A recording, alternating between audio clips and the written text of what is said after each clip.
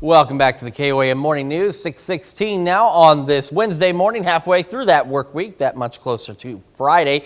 So we take a look at the future track. We got those pop-up storms returning for us by this afternoon. These are expected a little later in the day, and this time they're looking to be mainly on the Missouri side. And again, that's not to say we couldn't see a stray one over in southeast Kansas and northeast Oklahoma, but today's pop-up storms mainly on the Missouri side. And as we've noted over the last several days of these, we could see a stray, strong, or severe thunderstorm. And once we get into the evening, of course, these will begin to die out across the area. And then we go into our Thursday, and we're looking at a couple of different things that could play out. There may be actually about 3 different things that could play out.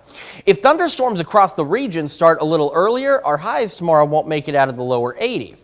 If they start a little later, we'll make it to right around 90 before the storms come in and kick our temperatures down.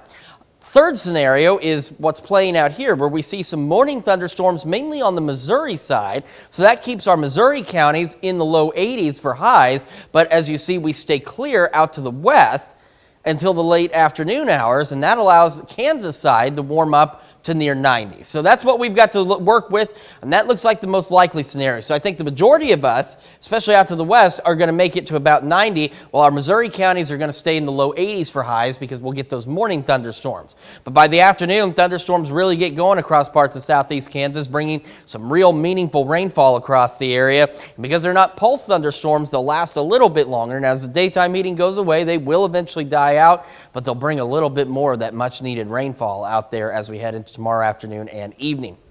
MoDOT camera, 32nd in range line, looking good so far. You can see the sun rising there. And from the KDOT camera at 69 and 400, we've got those clear skies looking pretty good. Still some patchy fog across the area, but nothing too bad out there so far. We've got mostly clear skies across the area, 62 in Joplin, so a little cooler than yesterday, but still a bit muggy, 58 dew point, and humidity at 86%. Temperatures around the region, 62 Nevada, Fort Scott, 60 in Iola, 63 Neota, Shave, Miami, 64 Chatopa. We're sitting at 60 Neosho and 59 in Monette.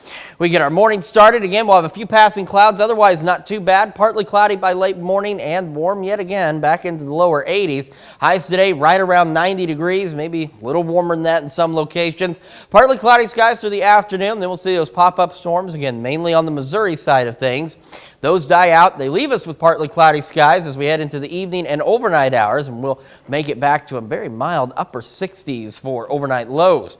All right, thunderstorms tomorrow. Again, I think in Kansas, northeast Oklahoma, you're probably going to make it to near 90. The Missouri side, probably going to make it low 80s.